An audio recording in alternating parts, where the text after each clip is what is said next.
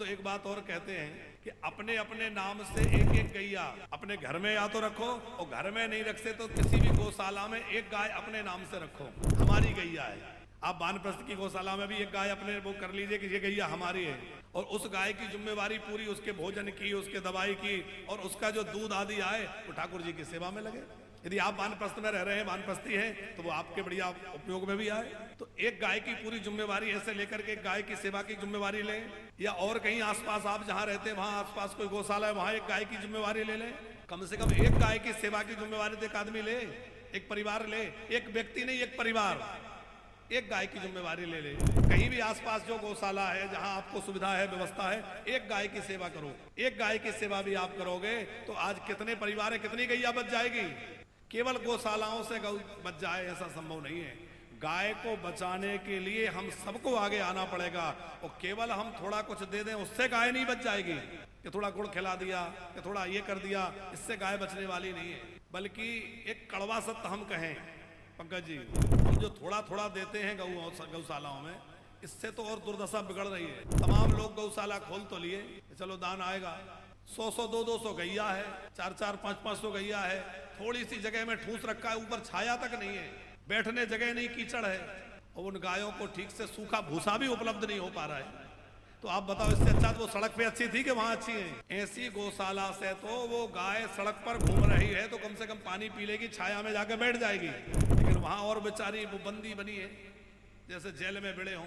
तो अच्छी बात यह है कि गौशालाएं जो भी बने वो व्यवस्थित हों, और हम लोग उसमें उस तरह से आगे आए कि कम से कम एक एक गाय की जिम्मेवारी लोग लें, और एक एक गाय की सेवा हो तो हमारी गौ माता के माध्यम से जो दूध दही आदि गोगव्य प्राप्त होंगे वो ठाकुर जी की सेवा में लगेंगे, हमारे अपने उपयोग में आए, हम भी अपना दूध दही शुद्ध गाय का मिल सके, और ठाकुर जी की सेवा भी बढ़िया दूध दही इसी से हो सके। तो हम लोग ऐसे व्यवस्थाओं के लिए आगे आना चाहिए। एक रोटी गाय को प्रतिदिन हमारी ओर से निकलती रहे, ये योजना हम लोगों ने एक चलाई है। उसमें कल भी किसी ने एक रोटी योजना से हमारी शायद माता जी जो शिव महापुराण जो भागवत कथा की यजमान है, भैया बैठी हैं अभी, हाँ माता जी बैठी हैं, एक बार थोड़ी देर के लिए खड़े हो जाएं, एक बार जोरदार तालियां इनके लिए बजाइए। इन्होंने एक संत के लिए आजीवन भोजन मिलता रहे उसके लिए भी सहयोग राशि 31,000 रुपये भेंट किया है।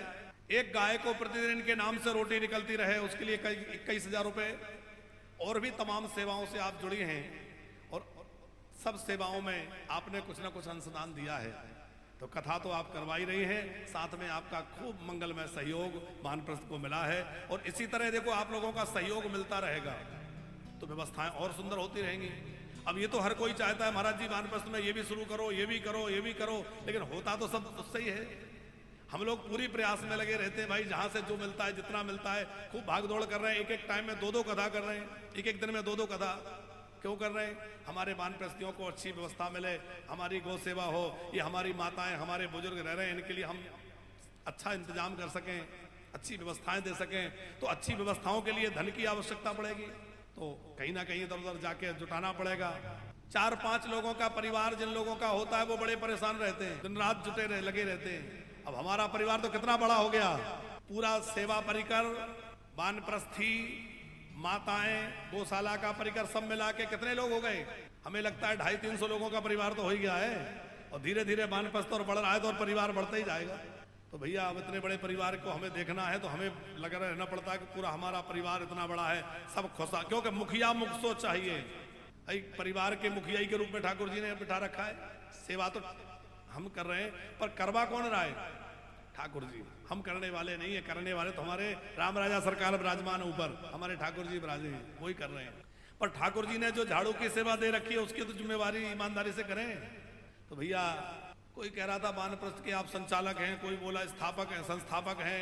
हमने कहा भैया ना तो हम वानप्रस्थ के संस्थापक हैं और ना वानप्रस्थ के संचालक हैं, हम तो वानप्रस्थ के झाड़ूदार हैं। हमारे बुजुर्गों को बढ़िया सेवा मिलती रहे, बढ़िया आनंद से रहे, उसकी हम व्यवस्था में लगे।